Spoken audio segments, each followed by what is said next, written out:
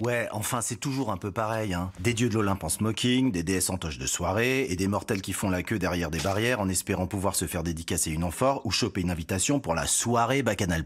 Mais non, c'est juste super glamour. Cette année encore, le tapis rouge du festival accueille la fine fleur du cinéma mythologique pour une sélection exceptionnelle. Voici l'arrivée du Minotaure au bras d'une charmante Vestale. Très applaudi, l'équipe de la comédie populaire Qu'est-ce qu'on a fait au bon Zeus, qui, je vous le rappelle, a battu des records d'entrée dans le J'ai monde trouvé ça grec débile, ce film. Oui, mais c'est grâce à ce genre de succès qu'on peut financer des films d'auteurs de la mythologie cambodgienne ou albanaise. Voici Aphrodite, habillée par Shell, Dionysos, dieu du vin, et une amie.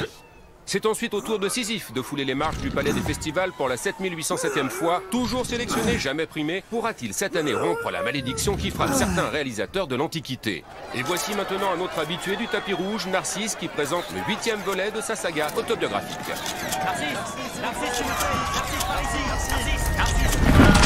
J'aperçois à présent les deux révélations de cette édition, des déesses orientales représentantes du renouveau du cinéma perse et dont le film est présenté en compétition ce soir. Ishtar Amir Ebrahimi et Astarté Pharaani, la première ayant dû fuir la mythologie sumérienne dans des circonstances tragiques, tandis que la seconde a su en quelques années s'imposer auprès du public grec, plutôt habitué aux blockbusters babyloniens.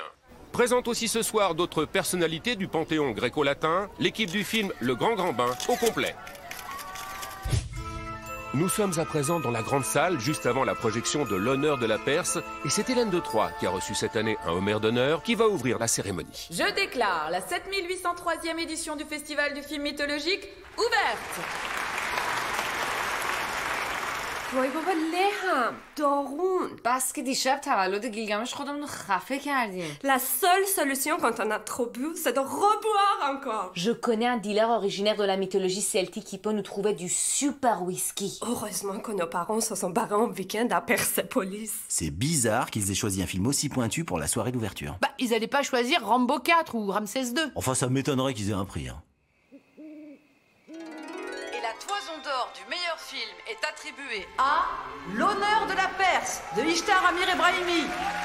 Et voilà, encore une fois la palme du snobisme. Les malheurs de la déesse Ishtar à Babylone, à part une poignée d'orientalistes de Langzhou, je vois pas qui va aller voir son film en salle.